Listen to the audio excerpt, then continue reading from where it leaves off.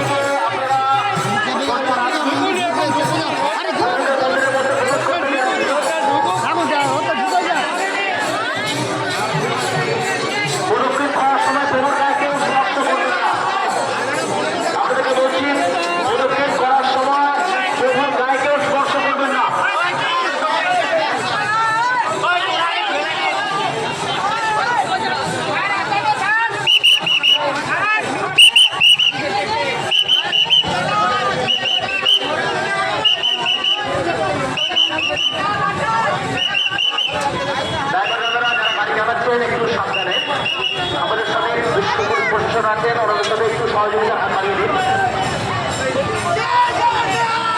আস্তে আস্তে মন্দিরের মধ্যে রথ